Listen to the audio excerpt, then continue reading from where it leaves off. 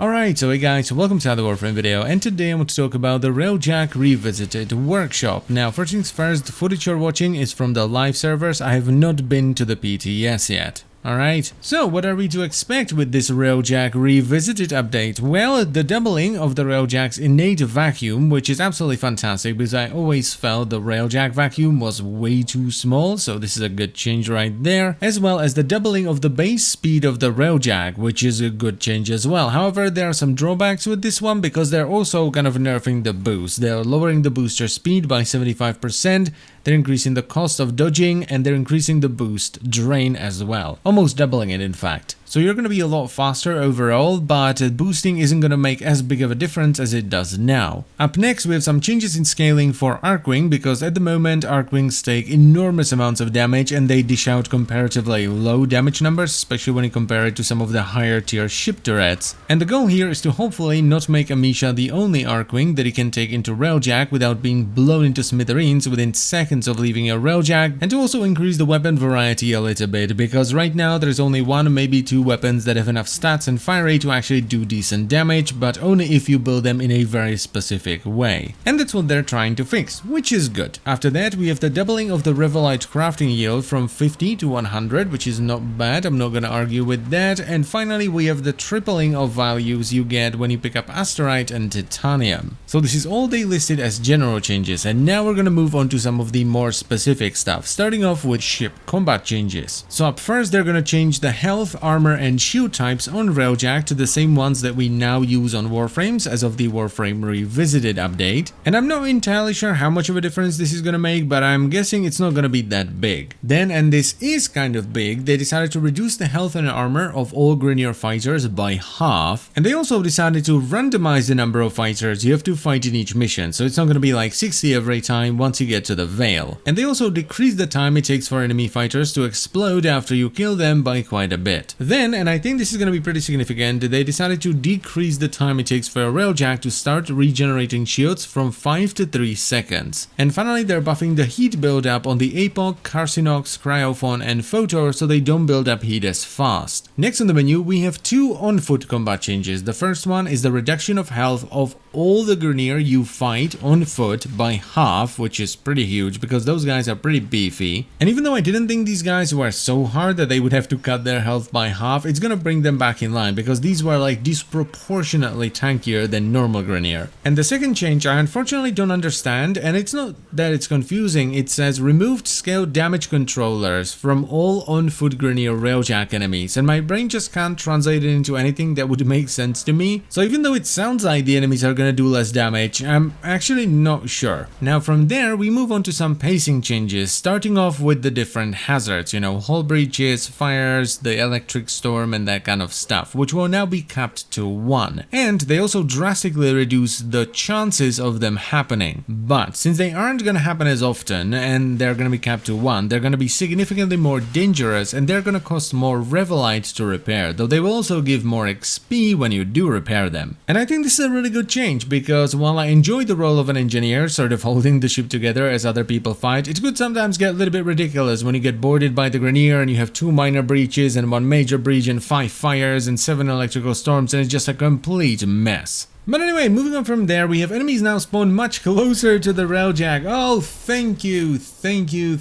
because the number of times I was like, alright, where's the next group? And then they spawn like 10,000 kilometers away, and I'm like, alright, I guess I'm just gonna weigh down the W key and go make a cup of tea, I suppose, was too damn high. And the final pacing change is destroying all engines on a cruise ship now disables their weapons, and this is such a fantastic change because cruise ship weapons are the deadliest thing you will run into in Railjack, and being able to disable them, especially if you're playing solo, is huge. Moving on, we have Archwing changes / fixes. So they finally fixed Archwing melee, which means you will actually be able to hit stuff instead of spaz around in the vast emptiness of space and never hit anything regardless of how hard you try. And they also made Archwing melee range mods affect the lock-on range. So if you put on range on your Archwing melee, you'll be able to lock onto enemies and auto hit them from much further away. So as the melee stuff out of the way, now we have some gun stuff. So they will normalize the stats of Archwing guns, and they will now use the ground weapon stats instead of the Archwing weapon stats, which I think across the board are just better.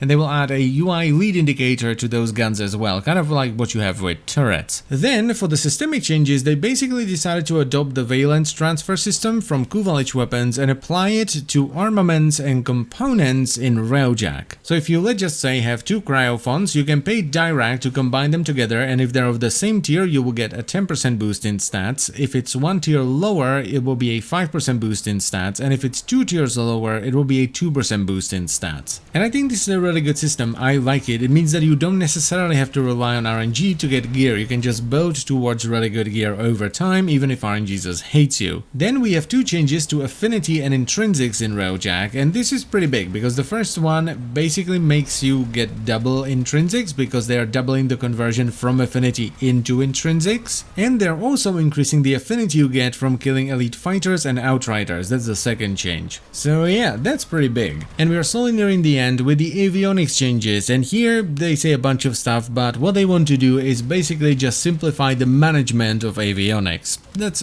basically it. Then there are some tweaks to battle avionics, which are for the most part buffs, but there are some outliers here, like particle ram will now require you to move forward with your railjack to be active, so it will no longer be active when you're standing still. And while they increase the attraction strength of void hull, which is good because sometimes the fighters could just fly out of it if they were going fast enough, they did reduce the duration from 25 seconds to 12. And finally, since they fixed Archwing melee in Railjack, they're doing a bit of a revisit and a bit of a touch-up on Archwing melee weapons, which are just straight up buffs. And that is it for the Railjack Revisited workshop. Now there are most likely going to be some additional changes because the PTS went up over the weekend, so people got to play it and send their feedback, so based on that they will probably tweak and change some other stuff as well. But as it is right now, I'm pretty happy with the changes. I think they're great, though my biggest complaint about Railjack, which is the mission variety, is still a problem, but I understand that that is going to take far more time to fix. So as always guys, I thank you very much for watching. I hope you've enjoyed the video. Please let me know what you think about these changes in the comment section down below, and I will see you next time. Bye bye.